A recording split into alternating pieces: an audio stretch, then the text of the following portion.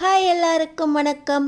நம்ம ஐயனார் துணை சீரியலில் நம்ம சோழனை பற்றி வானதி தரக்குறைவாக பேச சோழனுக்காக வக்காலத்து வாங்குற நம்ம நிலா இந்த வானதி கன்னத்தில் ஓங்கி ஒரு அரைஞ்சு எனக்கும் சோழனுக்கும் அடுத்தாப்புல இதுதான் நடக்க போகுது, கண்டிப்பாக முதல் அழைப்பு உனக்கு தான் அப்படின்னு வானதிக்கு ஒரு அழைப்பு கொடுக்குறாங்க.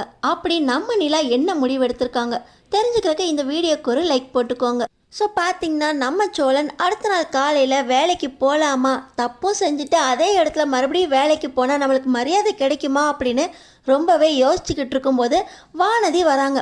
இவன் என்ன காலையிலே வந்திருப்பா, பாண்டி எல்லா விஷயத்தையும் சொல்லியிருப்பானோ, பாண்டி சொன்னதுனால இதை பற்றி விசாரிக்கிறதுக்கு காலையிலே வந்துட்டாலோ அப்படின்னு சொல்லி பாண்டிக்கிட்ட நான் திருடிட்டேன் பணத்தை, அதனால் ஜெயிலுக்கு போயிட்டு வந்தேன், இதை பற்றி தெரிஞ்சுக்கிறதுக்கு இவ்வளோ சீக்கிரம் வரணுமா அப்படின்னு கேட்க, என்ன ப்ரோ ஜெயிலுக்கு போயிட்டு வந்தீங்களா, பணத்தை திருடிட்டீங்களா, எதுக்காக ப்ரோ பணத்தை திருடினீங்க அப்படின்னு கேட்க, நம்ம சோழன் ஓ பாண்டி ஒரு விஷயமும் சொல்லலையா, நானாக தான் உளறிட்டேனா அப்படின்னு நம்ம சோழன் பார்த்திங்கன்னா அதெல்லாம் ஒன்றும் இல்லை வானதி, நிலா பிஸ்னஸ் ஆரம்பிக்கிறதுக்காக 5 லட்ச ரூபாய் பணம் தேவைப்பட்டுச்சு, பணம் எங்கேயும் கிடைக்கல, அதனால தான் வேலை செய்கிற இடத்துலையே 5 லட்ச ரூபாயை திருடினோடனே மாட்டிக்கிட்டேன் வானதி அப்படின்னு நம்ம சோழன் ரொம்பவே வருத்தத்தோடு சொல்ல, 5 லட்ச ரூபாய் பணத்தை திருடிட்டீங்களா, நிலாவுக்காக நீங்கள் எதுக்கு ப்ரோ 5 லட்ச ரூபாய் பணத்தை திருடுறீங்க, நிலாவுக்கும் உங்களுக்கும் நடந்தது ஃபேக் கல்யாணம், 2 பேரும் விருப்பப்பட்டு கூட அந்த கல்யாணத்தை பண்ணிக்கல, பொம்மை கல்யாணம் மாதிரி பண்ணிக்கிட்டு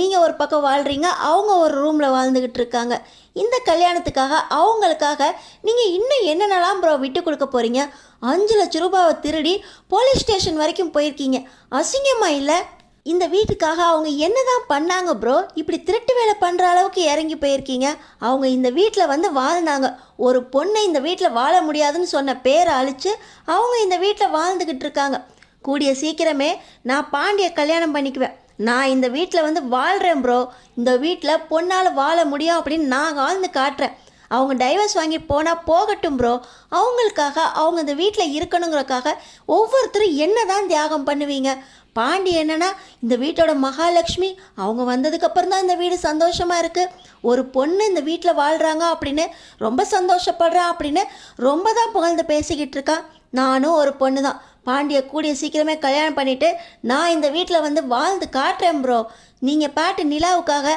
இதை தியாகம் பண்ணுறேன் அதை தியாகம் பண்ணுறேன் அப்படின்னு சொல்லி திருட்டுப்பட்டுலாம் கட்டிக்கிட்டு போலீஸ் ஸ்டேஷனுக்குலாம் போகாதீங்க ப்ரோ, நீங்கள் ரொம்ப நல்லவர், எனக்கும் பாண்டிக்கும் பிரச்சனைன்னு சொல்லி என்னை கூட்டிகிட்டு போய் பேசினவர் தானே, உங்களால் தான் பாண்டி என்னை வெளியெல்லாம் கூட்டிகிட்டு போய் சந்தோஷமாக வச்சுக்கிறான் அப்படின்னு இந்த வானதி சொல்லிக்கிட்டு இருக்கும்போது நம்ம பாண்டி வானதியை பார்த்துட்டு வந்துடுறாரு.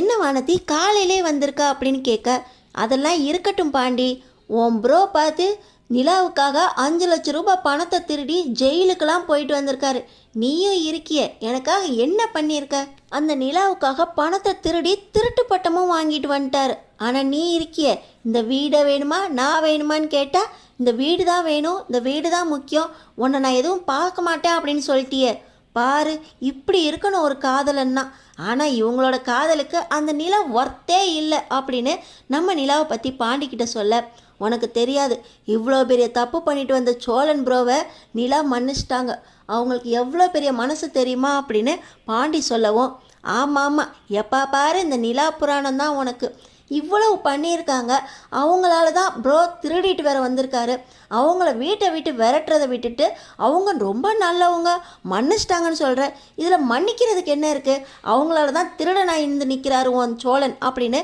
இந்த வானதி சொல்ல, இப்படிலாம் திரும்ப திரும்ப சொல்லிக்கிட்டு இருக்காரு, சோழன் பண்ணது தப்பு தான், அவ்வளோ பெரிய தப்பை நிலா அண்ணி மன்னிச்சிருக்காங்க, அதை நீ தான் பாராட்டணும் அப்படின்னு மறுபடியும் பாண்டி பேச, திருட்டு பையில வளர்த்து வச்சிட்டு இருக்காங்களா அப்பா அவங்க அப்படின்னு இந்த வானதி சொல்ல, நம்ம நிலா அந்த பக்கம் வந்துடுறாங்க.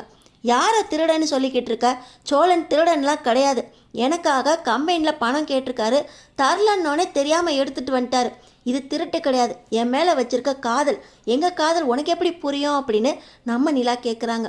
காதலா, ஃபேக் கல்யாணம் பண்ணிட்டு வந்து ஃபேக் காதல் பண்ணிக்கிட்டு ஆளுக்கு ஒரு ரூமில் இருந்துக்கிட்டு இருக்கீங்க, காதலை பற்றி பேசுகிறக்கு உங்களுக்கு தகுதி கிடையாது, நானும் பாண்டியும் பண்ணுறோமே அதுதான் காதல் அப்படின்னு சொல்ல, நாங்கள் ஃபேக் கல்யாணம் பண்ணாலும் எங்கள் கல்யாணம் ரெஜிஸ்டர் ஆகிருக்கு, உங்களுக்கு இன்னும் கல்யாணமே நடக்கலை, இதை பற்றிலாம் நீ பேசக்கூடாது அப்படின்னு நம்ம நிலா சொல்கிறாங்க.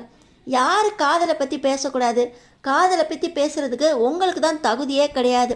2 வாய்தா போயிட்டு வந்துட்டீங்க. அடுத்த 2 வாய்தாவில் நீங்கள் கண்டிப்பாக டைவர்ஸை வாங்கிடுவீங்க. டைவர்ஸ் வாங்கினதுக்கப்புறம் காதல் கீதல்னு சொல்லிக்கிட்டு இந்த சோழன் பக்கமே திரும்பி பார்க்க மாட்டீங்க. நீங்கள் பாட்டு வேலையை பார்த்துட்டு போயிடுவீங்க. இதில் இந்த 5 லட்சம் ரூபாயை வாங்கி புது பிஸ்னஸ் ஆரம்பித்து நீங்கள் பிஸ்னஸ் மேன் ஆகி பெரிய ஆள் ஆயிடுவீங்க. இதோ 5 லட்சம் ரூபாயை திருடிட்டு மாட்டாமல் மட்டும் இருந்திருந்து நீங்கள் போனதுக்கப்புறம் மாட்டியிருந்தாருன்னா இவர் ஜெயிலில் கிடப்பார். நீங்கள் கண்டுக்கவா போகிறீங்க அப்படின்னு சொல்ல, நிலாவை பற்றி பேசாத, 5 லட்சம் ரூபாய் என்ன, அவங்களுக்காக என் உசிரையே கொடுப்பேன் அப்படின்னு நம்ம சோழன் சொல்ல, நீங்கள் கொடுப்பீங்க ப்ரோ, அவங்க அதுக்கெல்லாம் ஒர்த்தே கிடையாது அப்படின்னு இந்த வானதி சொல்லிக்கிட்டே கூடிய சீக்கிரமே உங்களுக்கும் அவங்களுக்கும் டைவர்ஸ் ஆக போகுது. நல்ல பொண்ணா பார்த்து கல்யாணம் பண்ணிக்கிட்டு சந்தோஷமாக இருக்கிற வழியை பாருங்க ப்ரோ. இந்த நிலான்னு இந்த வீட்டில் எல்லாரும் தலையில் தூக்கி வச்சுக்கிட்டு ஆடாதீங்க. அவங்க சொல்கிறது தான் மந்திரம் அப்படின்னு சொல்லி வீட்டை தலைகீழ திருப்பி போடாதீங்க. இந்த வீட்டில் கூடிய சீக்கிரம் பாண்டியை கல்யாணம் பண்ணிட்டு வந்து இந்த வீட்டை நான் வீடாக மாற்றுறேன். எப்போ பார்த்தாலும் இந்த வீட்டு மகாலட்சுமி அப்படின்னு அவங்கள தலையில் தூக்கி வச்ச ஆடியே நிலாவோட கர்வத்தை ஏற்றிக்கிட்டீங்க. சாதாரணமாக திருட்டு பையில மன்னிச்சதுக்கு அவங்கள போய் தலையில் தூக்கி வச்சு ஆடிக்கிட்டு இருக்கீங்க. அந்த திருடனை உருவாக்குனதே அவங்க தானா அப்படின்னு நம்ம சோழனையும் நிலாவையும் தரக்குறைவாக இந்த வானதி பேச, யாரை பார்த்து நீ திருடன்னு சொன்னா அப்படின்னு நம்ம நிலா இந்த வானதியை சப்புன்னு அறையிறாங்க. ஆமாம், திருடன்களை உருவாக்கிக்கிட்டு இருக்கீங்க. அடுத்து இந்த வீட்டையே என்ன பண்ண போகிறீங்களோ தெரியல. இதில் என்ன அறையிறீங்களா? நீங்கள் ஃபேக் கல்யாணம் பண்ணிட்டு வந்திருக்கீங்க, டைவர்ஸ் வாங்கிட்டு போயிடுவீங்க. இந்த வீட்டில் வாழ போகிறது நான் தான். உங்களுக்கு அறையிறதுக்கு என்ன தகுதி இருக்கா அப்படின்னு சொல்ல, நான் டைவர்ஸ் வாங்கிட்டு போகிறேன்னு உன்ட்ட சொன்னேனாடி. எனக்கு சோழனை ரொம்பவே பிடிச்சிருக்கு. நான் அவரோட தான் வாழ போகிறேன். இனி டைவர்ஸ்க்கும் எனக்கும் எந்த சம்மந்தமும் இல்லை. கோர்ட்டுக்கே போகிறதில்ல. டைவர்ஸ் அப்படின்னு சொல்லி நம்ம நிலா இருடி வரேன் அப்படின்னு உள்ளே போய் அந்த டைவர்ஸ் பத்திரத்தை எடுத்துகிட்டு வந்து கிழிச்சு போட்டுடுறாங்க. என்னை அடிச்சுப்புட்டு டைவர்ஸ் பேப்பரை கிழிச்சு போட்டால் நீங்கள் இந்த வீட்டில் மருமகள் ஆயிடுவீங்களா? சோழனை எப்படி இருந்தாலும் ஃபேக் கல்யாணம் தான் பண்ணியிருக்கீங்க. கழுத்தில் தாலி கூட இல்லை. நீங்கள் சோழன் ப்ரோ எப்படியெல்லாம் ஏமாற்றிக்கிட்டு இருக்கீங்க? இப்படி செஞ்சு தான் சோழனை ஏமாத்தினதோடு இல்லாமல் இந்த வீட்டையும் ஏமாற்றிக்கிட்டு இருக்கீங்க அப்படின்னு மறுபடியும் இந்த வானதி கணக்கில் கை வச்சுக்கிட்டே நம்ம நிலாவை பற்றி பேச, என் நிலாவை பற்றி ஒன்றும் பேசாதா அப்படின்னு நம்ம சோழன் சொல்லிக்கிட்டு இருக்கும்போதே நம்ம சோழனுக்கு பக்கத்தில் போய் கட்டி பிடிச்சி முத்தம் கொடுத்துட்றாங்க நம்ம நிலா. இது போதுமா வானதி? இல்லை, நான் அவர் மேலே வச்சிருக்க காதலை சொல்கிறதுக்கு இன்னும் எப்படி நிரூபிக்கிறதுன்னு எனக்கு தெரியல. கூடிய சீக்கிரமே எனக்கும் சோழனுக்கும் மறுபடியும் கல்யாணம் நடக்கும். சோழன் என் கழுத்தில் தாலி கட்டுவார். அதை பார்க்குறதுக்கு வந்து சேரு. எங்கள் கல்யாணத்துக்கு அப்புறம் தான் உனக்கும் பாண்டிக்கும் கல்யாணம். அந்த தேதியை நான் தான் முடிவு பண்ணுவேன். அப்போ ஒழுங்காக வந்து சேரா அப்படின்னு நம்ம நிலா பதிலுக்கு பதில் இந்த வானதிக்கு கொடுக்க நம்ம வானதி அசந்து போயிடுறாங்க. கல்யாணம் பண்ணிக்க போகிறீங்களா? 2 பேரும் லவ் பண்ணுறீங்களா?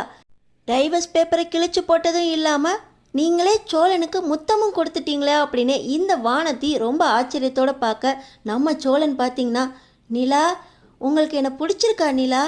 என்னை மறுபடியும் கல்யாணம் பண்ணிக்க போகிறீங்களா நிலா அப்படின்னு ஆச்சரியம் தாங்காமல் இருக்கிறாரு சோழன். அது மட்டுமா வானதி கிட்ட, வானதி நீ பேசின பேச்செல்லாம் எப்போவுமே தப்பாக தான் இருக்கும். பாண்டிக்கிட்ட சண்டை போட்டுக்கிட்டே இருக்கியா அப்படின்னு நான் கூட உன்னை விட்டுரு அப்படின்னு சொல்லியிருக்கேன். ஆனால் வானதி, உன் பேச்சால் தான் இப்போ நிலா எனக்கு கிடைச்சிருக்காங்க.